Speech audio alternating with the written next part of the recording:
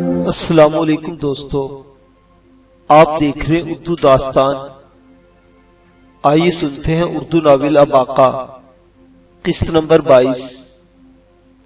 اسی ناول کی سابقہ اقساط سننے کے لیے ڈسکرپشن میں دیے گئے لنک پر کلک کریں۔ مزید ویڈیوز کے لیے ہمارے چینل اردو داستان کو سبسکرائب کریں۔ شکریہ۔ سوراخ سے ہٹ کر وہ اپنے کمرے کی طرف چل دیا۔ راستے میں اس نے 3 کوٹڑیوں میں بند ان قیدیوں کو دیکھا جو اپنے قریب آتی ہوئی موت سے بے خبر تھے۔ ابھی انہیں معلوم نہیں تھا کہ صبح انہیں بڑے مجرم کے ساتھ ہی موت کے گھاٹ اتار دیا جائے گا۔ ایک شخص اپنے شیرخوار بچے کو کندھے سے لگائے کوٹڑی میں ٹہل رہا تھا۔ ایک قیدی عورت اپنے بیمار شوہر کا سر دبا رہی تھی۔ ایک کوٹڑی میں اباقہ کو اسد کی بیوی بھی نظر آئی۔ وہ سب سے زیادہ اداس تھی۔ شاید اسے اپنے شوہر کی گرفتاری کا علم ہو چکا تھا۔ اسد کے دونوں ساتھی اباقہ کے غضب کا نشانہ بنے تھے اور شدید زخمی ہو چکے تھے۔ اباقہ نے دیکھا وہ دونوں ساتھ ساتھ لیٹے اور وسیقہ نویس کا نوعمر لڑکا عثمان ان کے زخم دھو رہا تھا۔ وہ نہیں جانتا تھا ان زخموں کو اب دوا کی ضرورت نہیں رہی۔ منگول کماندار کی طرف سے ان کی موت کا پروانہ جاری ہو چکا ہے۔ اباقہ دل میں ایک نامعلوم بوجھ لیے علاج گاہ میں یورک کے پاس چلا آیا۔ چھاؤنی کا ماہر ترین چینی طبیب یورک کا بگڑا ہوا زخم صاف کرنے میں مصروف تھا۔ اس کے بازو کا بہت سا گوشت کاٹا جا چکا تھا اور اب اس زخم میں شراب ڈال کر اسے آگ دکھائی جا رہی تھی۔ اباقہ اس ناخوشگوار منظر سے نگاہیں چرا کر اپنے کمرے میں چلا آیا۔ کچھ دیر وہ اپنے کمرے میں بستر پر لیٹا اونگ رہا تھا۔ رات کا جانے کون سا پہر تھا۔ اباقہ کی آنکھ کھل گئی۔ اس کے کانوں میں کسی کے رونے کی آواز آئی، لیکن یہ کسی ایک شخص کی نہیں۔ بہت سی عورتیں اور بچے ایک ساتھ رو رہے تھے۔ بڑا دل دہلا دینے والا نوحہ تھا جو رات کے یخ بستہ سناٹے میں کبھی بلند اور کبھی دھیما ہو جاتا۔ اباقہ اپنے بستر سے اترا اور کھڑکی کے پٹ کھول کر باہر جھانکنے لگا۔ دور مغرب کی سمت جھکے ہوئے چاند سے اندازہ ہوتا تھا کہ صبح زیادہ دور نہیں۔ برفانی چوٹیوں کو چھو کر آنے والی یخ بستہ ہوا اباقہ کے لیے زیادہ تکلیف دہ نہیں تھی۔ وہ کمرے سے نکل کر طویل برآمدے میں آ گیا۔ احاطے کی دیوار کے ساتھ ساتھ سمور میں لپٹے ہوئے منگول پہرے دار ٹانگوں کو گرم رکھنے کے لیے آہستہ آہستہ ٹہل رہے تھے۔ ہوا کا ایک تیز جھونکا آیا اور اس پراسرار نوحے کی آواز اپنی تمام تر یاسیت کے ساتھ اباقہ کے کانوں سے ٹکرائی۔ وہ آواز کی سمت کا اندازہ لگا چکا تھا۔ یہ قید خانے کی کوٹریوں سے آ رہی تھی۔ پھر اسے یہ سمجھنے میں دیر نہیں لگی کہ یہ قیدیوں کی آواز ہے۔ یہ ان 3 کوٹریوں کے بدنصیب مکین تھے جن پر آج صبح قیامت بن کر ٹوٹنے والی تھی۔ اباقہ جان گیا کہ ان قیدیوں کو ان کی قسمت سے آگاہ کر دیا گیا ہے اور ان بدنصیب مجرموں کی بیوی بچے گریہ زاری کر رہے ہیں۔ وہ کافی دیر برآمدے میں کھڑا ان ڈوبتی ابھرتی آوازوں کو سنتا رہا۔ اس کے دل میں عجیب سی بے کلی پیدا ہو رہی تھی۔ وہ سوچ رہا تھا، یہ کیسی بے چینی ہے۔ کل تک تو وہ ان لوگوں کی موت پر کچھ خاص رنجیدہ نہیں تھا۔ وہ اپنے کمرے میں چلا آیا اور کھڑکی بند کر کے دوبارہ سونے کی کوشش کرنے لگا، لیکن ہوا کے جھونکوں کے ساتھ وہ غمزدہ آوازیں بار بار اس کی سماعت سے ٹکراتی رہی۔ آخر وہ بیزار سا اٹھا اور پھر برآمدے میں چلا آیا۔ ٹہلتا ٹہلتا وہ احاطے کی بیرونی دروازے پر پہنچا اور باہر نکل گیا۔ وہ ان آوازوں سے پیچھا چھڑانا چاہتا تھا۔ اس نے تاریک اور سنسان سڑک پر یوں ہی بے مقصد گھومنا شروع کر دیا۔ دفتن ایک دوسری آواز ابھری اور سناٹے کا سینہ چیرتی چلی گئی۔ اللہ اکبر، اللہ اکبر۔ کوئی بوڑھا شخص اپنے ناتواں جسم کی ساری قوت کے ساتھ اعلان کر رہا تھا، اللہ اکبر، اللہ اکبر۔ یہی آواز اب آقا نے 2 روز پہلے اسی جگہ سنی تھی۔ وہ پتھر کے بت کی طرح ساکت اپنی جگہ کھڑا رہا۔ رات کا سناٹا، آواز کا زیر و بم، الفاظ کی کشش، سب کچھ مل کر اب آقا پر ایک جادو سا کر رہی تھی۔ بڑی سڑک سے وہ ایک چھوٹی سی گلی میں داخل ہوا اور پھر ایک اور گلی میں مڑ گیا۔ آواز ایک چھوٹی سی عمارت سے آ رہی تھی۔ کھڑکیوں میں مدھم روشنی ہو رہی تھی۔ ایک بلند چبوترے پر کوئی شخص دونوں ہاتھ کانوں سے لگائے کھڑا صدا لگا رہا تھا۔ پھر صدا ختم ہوئی۔ اس شخص نے ہاتھ اٹھا کر دعا مانگی اور منہ پر ہاتھ پھیر کر اب آقا کی طرف دیکھنے لگا۔ آؤ اجنبی، اس کے ہونٹوں سے ایک مترنم آواز بلند ہوئی۔ آؤ، ابھی نماز میں کافی وقت ہے، ہم اطمینان سے باتیں کر سکتے ہیں۔ پھر وہ چبوترے سے نیچے اترا اور جھک کر اب آقا کے جوتے اتارنے لگا۔ اب آقا کو یہ عمل کچھ عجیب سا لگا۔ وہ جلدی سے پیچھے ہٹ گیا۔ اس نے ایک نظر بوڑھے کے باریش نورانی چہرے کی طرف دیکھا، پھر اس کے ہاتھ جیسے خود بخود اپنے جوتوں کی طرف بڑھ گئے۔ چند ہی لمحے بعد وہ عمارت سے ملحقہ ایک چھوٹے سے کمرے میں باریش شخص کے سامنے بیٹھا تھا۔ اس مختصر کمرے میں کتابوں کے ڈھیر لگے ہوئے تھے اور شمعدان میں 2 سفید شمعیں روشن تھی۔ بزرگ اپنا ہاتھ بڑھا کر اب آقا کے ہاتھ پر رکھا اور نہایت دھیمے لہجے میں باتیں کرنے لگا۔ وہ ایک طویل گفتگو تھی، وہ ایک جادوئی لمحہ تھا، وہ ایک نورانی فضا تھی۔ لمحہ با لمحہ اب آقا کی سینے کی گیریں کھلتی چلی گئیں۔ اس طویل نشست کے دوران وہ بزرگ نماز کی غرض سے صرف ایک بار اٹھ کر باہر گئے اور پھر واپس آ کر اپنا سحر انگیز کلام شروع کر دیا۔ بزرگ کے ہونٹ تواتر سے ہل رہے تھے اور اب آقا کے سامنے حقیقتیں بے نقاب ہو رہی تھی۔ اس چھوٹے سے حجرے میں بیٹھے بیٹھے اس نے سمرقند و بخارا کے جلتے ہوئے بازار دیکھے، کٹے ہوئے سروں کے مینار، مسجدوں میں بندھے ہوئے گھوڑے، عصمتیں لٹا کر آگ میں کودتی ہوئی عورتیں، سب کچھ اس کی نگاہوں سے گزرا۔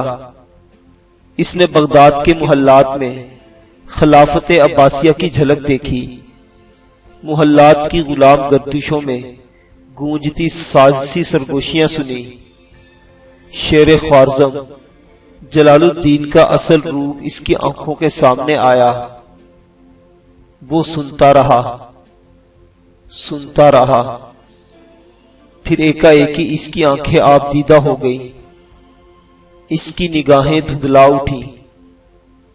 وہ دل میں پکار اٹھا، اب آقا تو ظالموں میں سے ہے، تو ظالموں کا دست و بازو ہے، تو نے ان کے لیے مہمات سر کی، تو ان کے لیے جان لڑاتا رہا، تو نے قاتلوں اور لٹیروں کے ہاتھ مضبوط کیے، تو نے ایسا کیوں کیا آقا، ایسا کیوں کیا؟ پھر فوراً ہی اسے اس سوال کا جواب ملا۔ مارینا کا دل فریب چہرہ اس کی نگاہوں میں گھوم گیا۔ اس کی حسین آنکھوں نے سوچ کے بے لگام گھوڑوں کی باگیں کھینچ لی۔ اس کا ذہن پکار اٹھا، اب آقا، یہ وہی صورت ہے جس کی خاطر تو بھٹکتا رہا، یہی عورت تجھے خاردار راہوں پر برہنہ پا چلنے پر مجبور کرتی رہی، پہچان لے اسے۔ دل نے کہا، لیکن تو اسے بھول نہیں سکے گا اب آقا، اسے بھولنا تیرے بس میں نہیں، کیوں منزل کو ہاتھ سے گواتا ہے؟ منگولوں کا وفادار رہ، اس میں تیری محبت کی کامیابی ہے۔ لیکن دل کے اس فیصلے کی عمر چند ساعتوں سے زیادہ نہیں تھی۔ ذہن میں ایک سورج طلوع ہوا اور اس کی روشنی میں ہر شکل دھندلا رہی تھی۔ اس کی پہلی کرنیں ہر فیصلے پر خط تنسیخ پھیر رہی تھی۔ بزرگ ایک مہربان خاموشی سے اب آقا کا چہرہ دیکھ رہے تھے۔ ان کی انگلیاں تیزی سے تسبیح پر گردش کر رہی تھی۔ نوجوان کا چہرہ اس کے سینے میں برپا طوفان کی غمازی کر رہا تھا۔ ایک طویل خاموشی کے بعد اب آقا نے سر اٹھایا۔ اس کی آنکھوں میں ایک عجیب طرح کا ٹھہراؤ تھا۔ وہ کسی اہم فیصلے کے بالکل قریب پہنچ چکا تھا۔ اس نے پرسکون لہجے میں کہا، اے محترم بزرگ، مجھ سے بہت گناہ سرزد ہوئے ہیں۔ بزرگ نے کہا، بیٹے، نہ سمجھی میں تجھ سے جو گناہ ہوئے وہ خدا نے تجھے معاف کر دیے۔ اب آقا بولا، محترم بزرگ، ایک گناہ ایسا ہے جو میرے ذہن سے زندگی بھر کے لیے چمٹ چکا ہے۔ یہاں سے بہت دور صحرائے گوبی کی وسعتوں میں ایک عورت ہے، اس کا نام مارینا ہے۔ وہ چنگیز خان کے بیٹے کی بیوی ہے۔ میں اس کے بغیر زندہ نہیں رہ سکتا۔ دونوں کے درمیان کچھ دیر کے لیے گمبھیر خاموشی حائل رہی۔ پھر بزرگ نے پوچھا، کیا وہ منگول ہے؟ اب آقا نے کہا، نہیں محترم بزرگ، آج سے کئی سال پہلے اسے چنگیز خان نے مال غنیمت میں حاصل کیا تھا۔ میرا خیال ہے وہ خوارزم کے کسی علاقے کی ہے اور مسلمان ہے۔ بزرگ نے کہا، کیا تم اسے بیوی بنانا چاہتے ہو؟ اب آقا بولا، ہاں محترم، لیکن کیا کسی کی بیوی چھیننا گناہ نہیں؟ بزرگ کی آنکھوں میں آنسوں کی چمک دکھائی دی اور وہ بولے، کسی کی بیوی چھیننا گناہ ہے، لیکن مال غنیمت میں گئی ہوئی کسی مسلمان عورت کو ذلت کی زندگی سے نکالنا بہت بڑا ثواب ہے۔ خدا کی قسم، اگر میرا بوڑھا جسم گھوڑے پر بیٹھنے کی اجازت دے اور میرے بازوؤں میں وار روکنے کی صلاحیت ہو تو میں خود تمہارے ساتھ قراقرم جاؤں۔ ایکا-ایکی اب آقا کے چہرے پر بے پناہ جوش دکھائی دیا۔ اس کا سینہ فرط جذبات سے گونج اٹھا۔ اسے لگا وہ تمام زنجیریں ایک جھٹکے سے ٹوٹ گئی ہیں جنہوں نے اس کی مارینا کو باندھ رکھا تھا۔ منگولوں کے رسم و رواج اور ان کی تہذیب کے پرخچے وہ اپنی آنکھوں سے اٹھتے دیکھ رہا تھا۔ بزرگ کہہ رہے تھے، اے نوجوان، اگر تجھ میں اتنا حوصلہ اور طاقت ہے کہ تو دشمن میں گھر پہ اس پر ایک کاری ضرب لگا سکتا ہے تو لگا۔ میری دعائیں تیرے ساتھ ہیں۔ خدا کرے قراقرم میں گھری ہوئی ہر عورت کو تیرے جیسا چاہنے والا ملے۔ بزرگ کے الفاظ اباقہ کے سینے میں جوش و جذبے کا طوفان برپا کر رہے تھے۔ وہ اس چھوٹے سے کمرے میں بیٹھا تھا، لیکن اس کی نگاہیں قراقرم میں تھی۔ وہ منگولوں کے سر اڑا رہا تھا، ان کے یورت روند رہا تھا اور ہر لہجہ مارینا کے خیمے سے نزدیک ہو رہا تھا۔ اس نے اپنے خیالوں سے چونک کر بزرگ کی نورانی صورت دیکھی اور اپنے پرجوش ہاتھوں میں ان کا ہاتھ کو دبا لیا۔ پھر اس نے حجرے کے روزن سے باہر جھانکا۔ اس کے دل کی طرح حجرے سے باہر بھی نیا سویرا طلوع ہو چکا تھا۔ کوکند کے گلی کوچے جاگ اٹھے تھے۔ بزرگ اپنی جگہ سے اٹھے اور جھکے جھکے حجرے سے ایک کونے میں گئے۔ ایک شکستہ صندوق کھولا، پھر انہوں نے ایک پھولدار کپڑا نکالا۔ پھر اباقہ کے سامنے بیٹھ کر انہوں نے بڑی محبت سے اس کپڑے کی تہیں کھولی اور بولے، جس روز بخارا پر وحشی منگولوں نے گھوڑے دوڑائے، میں بازار سے اپنی ننھی بچی کا لباس خریدنے گیا تھا۔ ان کے ہراول دستے آندھی کی طرح نمودار ہوئے اور سیلاب کی طرح شہر کے گلی کوچوں میں پھیل گئے۔ وہ قیامت کا دن تھا۔ اہل بخارا نے قہر خداوندی کو چنگیز خان کے روپ میں شہر کی عظیم الشان مسجد کے دروازے پر دیکھا۔ وہ مسجد کی سیڑھیوں کے سامنے پہنچ کر گھوڑے سے اترا اور لوگوں سے پوچھنے لگا، کیا یہ تمہارے بادشاہ کا گھر ہے؟ لوگوں نے جواب دیا، نہیں، یہ ہمارے خدا کا گھر ہے۔ چنگیز خان بولا، میرے سپاہیوں اور ان کے گھوڑوں کو ایسی کشادہ عمارتوں کی ضرورت ہے۔ ایسی تمام عمارتوں کے دروازے کھول دو۔ ہمارے آدمیوں کے لیے کھانے اور جانوروں کے لیے چارے کا انتظام کرو۔ تم لوگ قہر خداوندی سے ڈرتے ہو اور میں تم لوگوں کے لیے قہر خداوندی بن کر آیا ہوں۔ اس نے اپنے مترجم سے کہا کہ میری یہ باتیں ان لوگوں کو اچھی طرح سمجھا دو۔ اس کے بعد بخارا کے طول و عرض میں وحشت و بربریت اور خون ریزی کا وہ کھیل شروع ہوا جسے زبان پر لانے سے قوت گویائی جواب دے دیتی ہے اور جسے تحریر کرنے سے قلم کانپ اٹھتا ہے۔ اس رات بخارا کے کسی مرد کو اپنے گھر میں گھسنے کی اجازت نہیں تھی۔ وہ گلیوں اور چوراہوں میں کھڑے تھے اور تاتاریوں کے مظالم کا نشانہ بننے والی اپنی عورتوں کی چیخ و پکار سن رہے تھے۔ دروازوں پر سفاک ملازم موجود تھے۔ اگر کسی کی غیرت جوش مارتی اور وہ اپنے گھر میں گھسنے کی کوشش کرتا تو پلک جھپکتے میں اس کا سر اڑا دیا جاتا۔ امیروں کے محلات پر ظلم و ستم دوسرے علاقوں سے سوا تھا۔ ان کے ہاتھوں میں بیلچے تھما دیے گئے اور کہا گیا کہ وہ اپنے خفیہ خزانوں کی نشاندہی کرے، انہیں چھوڑ دیا جائے گا۔ وہ اپنے مدفون اثاثے تاتاریوں کو پیش کرتے، لیکن مزید دولت کے لالچ میں تاتاری ان پر ظلم و ستم جاری رکھتے، یہاں تک کہ ان کی موت واقع ہو جاتی۔ شہر کے ایک حصے میں عورتوں کی عصمت دری کرنے والوں پر غیرت مند شہری نعرہ تکبیر بلند کرتے ٹوٹ پڑتے۔ خالی ہاتھ تلواروں اور نیزوں کا مقابلہ شروع ہوا۔ بکھرے ہوئے شہریوں نے بہت سے حملہ آوروں کے ہتھیار چھین کر انہیں موت کے گھاٹ اتار دیا، لیکن منگولوں کی زیادہ تر فوج چوکس بیٹھی تھی۔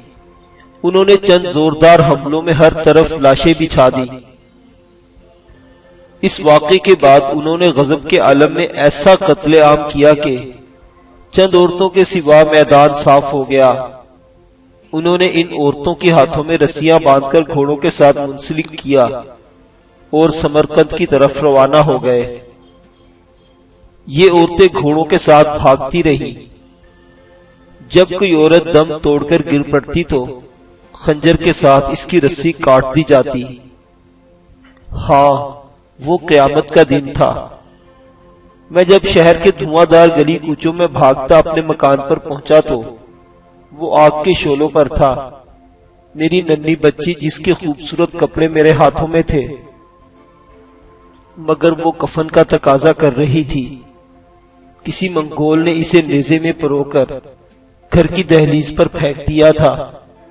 میری بیوی کا کہیں پتہ نہیں چلا، خدا جانے وہ مر گئی یا نیچے جی مار دی گئی۔ اب آقا نے دیکھا بزرگ کی سفید براق داڑھی میں آنسوؤں کے موتی چمک رہے تھے۔ انہوں نے وہ پھولدار کپڑا آقا کی جھولی میں ڈال دیا اور بڑے جذباتی لہجے میں بولے، نوجوان، یہ ایک ایسی بچی کا لباس ہے جو ابھی 4 سال کی بھی نہیں ہوئی تھی۔ یہ کپڑا کسی دوشیزہ کا تن تو نہیں ڈھانپ سکتا، لیکن اس کے سر کی چادر ضرور بن سکتا ہے۔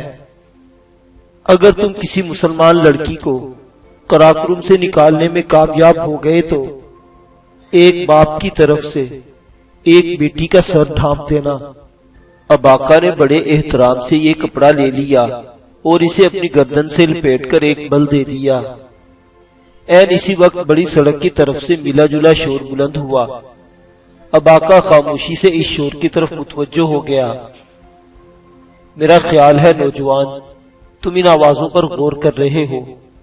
یہ آوازیں چوراہے میں واقع پھانسی کے چبوتری کی طرف سے آ رہی ہیں۔ تمہیں معلوم ہی ہوگا آج کچھ بے گناہوں کو سرے عام موت کے گھاٹ اتارا جا رہا ہے۔ اب آقا بڑے عجیب انداز میں اپنی جگہ سے کھڑا ہو گیا۔ اس کی سفید غیر متحرک آنکھیں روزن سے باہر دیکھ رہی تھی۔ پھر اس کے ہونٹوں سے ایک ایسی آواز نکلی جو اس سے پہلے بزرگ نے نہیں سنی تھی، شاید اپنی پوری زندگی میں بھی نہیں سنی تھی۔ یہ آواز انسانی تھی، مگر انسان کی بھی نہیں تھی۔ وہ آواز کسی درندے کی بھی نہیں تھی۔ وہ ایک عجیب غراہٹ کے ساتھ بولا، نہیں محترم بزرگ، آج چوراہے میں کسی کو پھانسی نہیں دی جا رہی، کسی کو نہیں۔ آج اس چوراہے میں صرف قتل ہوں گے اور آگ بھڑکے گی۔ آج اس چوراہے میں کھڑے ہو کر منگول اپنی لاشیں گنیں گے۔ اس کے گلے کی رگیں تنی ہوئی تھی اور گردن پر بندھا ہوا پھولدار کپڑا کسی پرچم کی طرح پھڑ پھڑا رہا تھا۔ وہ نہایت تیز قدموں سے چوراہے کی طرف بڑھ رہا تھا۔ پھر چوراہے سے کچھ دور رک کر اس نے تیز نظروں سے پھانسی کے چبوترے کا جائزہ لیا۔ سخت سردی کے باوجود چبوترے کے گرد لوگوں کا جم غفیر موجود تھا۔ سزائے موت کے قیدی لائے جا چکے تھے۔ وہ تعداد میں 8 تھے۔ سب سے آگے لمبے قد اور مضبوط شانوں والا نوجوان اسد اللہ تھا۔ اب آقا نے دیکھا اس کے منہ میں کپڑا ٹھونس کر اوپر سے پٹی باندھ دی گئی تھی۔ سب قیدیوں کے ہاتھ پشت پر بندھے ہوئے تھے۔ ان کے سروں پر ننگی تلواریں چمک رہی تھی۔ اب آقا نے دیکھا ابھی کماندار اور اعلیٰ افسران نہیں پہنچے تھے، شاید انہی کا انتظار کیا جا رہا تھا۔ وقت بے حد قیمتی تھا۔ اب آقا کی کامیابی کا انحصار اسی بات پر تھا کہ وہ کتنی تیزی سے حرکت کرتا ہے۔ وہ تیز قدموں سے چھونے کے بڑے دروازے کی طرف بڑھا، پھر احاطے سے ہوتا ہوا علاج گاہ میں داخل ہو گیا۔ یہ دیکھ کر اس کی آنکھیں چمک اٹھی کہ سردار یورک اپنے بستر پر نیند دراز ہے۔ وہ ہوش میں تھا اور کوئی چیز کھا رہا تھا۔ اب آقا کو دیکھ کر اس کے ہونٹوں پر پھیکی سی مسکراہٹ پھیل گئی۔ چینی طبیب قریب ہی موجود تھا۔ اس نے بتایا کہ رات کے آخری پہر سے سردار ہوش میں ہے اور اس کی تکلیف میں افاقہ ہوا ہے۔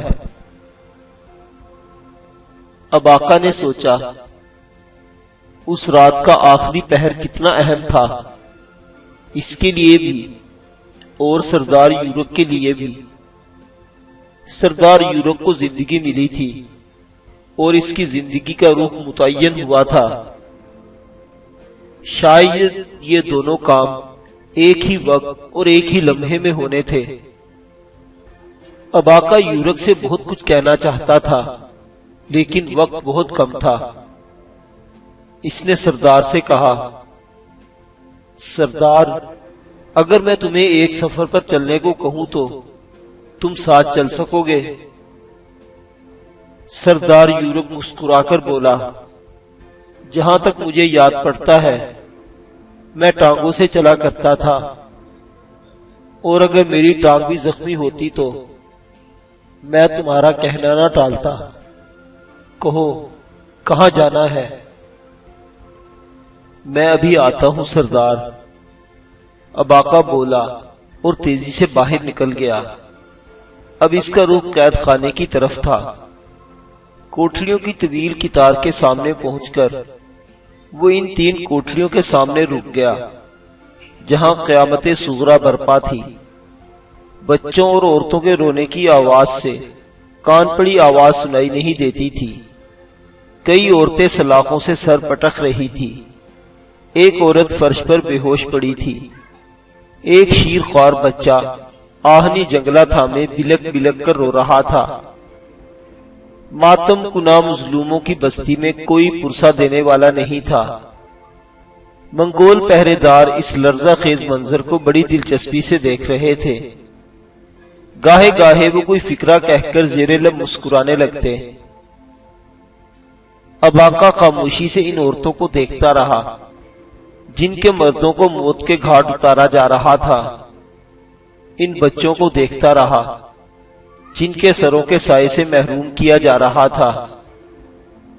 پھر اس نے ایک پہرے دار کو حکم دیا کہ کوٹھڑیوں کے تالے کھول کر ان سب کو گھوڑا گاڑیوں میں بٹھایا جائے۔ پہرے دار حیرانی سے اباقا کو دیکھنے لگا۔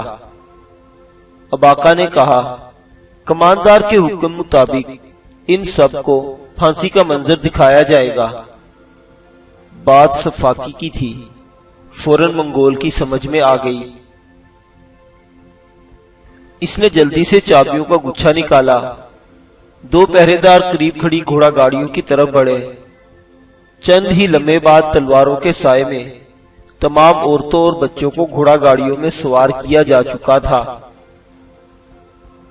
اباقا گھوڑے پر سوار ہو گیا اور گاڑیوں کو لے کر علاج گاہ کے سامنے رکا۔ پھر وہ سردار یورک کے پاس پہنچا۔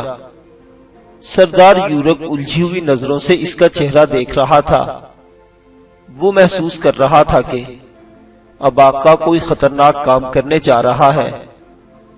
وہ اب اس جنگلی کو بہت حد تک سمجھ چکا تھا۔ اباقا کا خوفناک حد تک پرسکون چہرہ اسے چونکا دینے کے لیے کافی تھا۔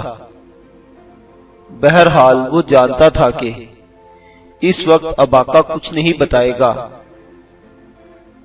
اباقا یورک کے بستر پر جھکا، پھر اس نے بڑی احتیاط سے اسے اپنے بازو میں اٹھا لیا۔ چینی طبیب لمبا چوغا سنبھالے بھاگتے ہوئے پہنچا۔ کہاں لے جا رہے ہو اسے؟ وہ منگولی میں بولا۔ کماندار کے پاس اس کا حکم ہے، اباقا نے جواب دیا۔ اس کے لہجے میں کوئی ایسی بات تھی کہ طبیب اگلا سوال پوچھنے کی ہمت نہ کر سکا۔ اباقا سردار یورک کو لیے باہر آیا اور بڑے آرام سے اسے ایک گاڑی میں بٹھا دیا۔ پھر وہ گھوڑے پر بیٹھا اور اگلی گاڑیوں کے آگے چلتا چھاؤنی سے باہر آ گیا۔ اب اس کا رخ پھانسی کے چبوترے کی طرف تھا۔ اس کے منصوبے کا سب سے خطرناک مرحلہ شروع ہونے والا تھا۔ اس مرحلے سے گزرنے کے لیے زبردست دلیری اور بے باکی کی ضرورت تھی۔ ایسی دلیری اور بے باکی جو مد مقابل ذہنوں کو معاف کر ڈالے، اور یہ صفات اباقا میں موجود تھی۔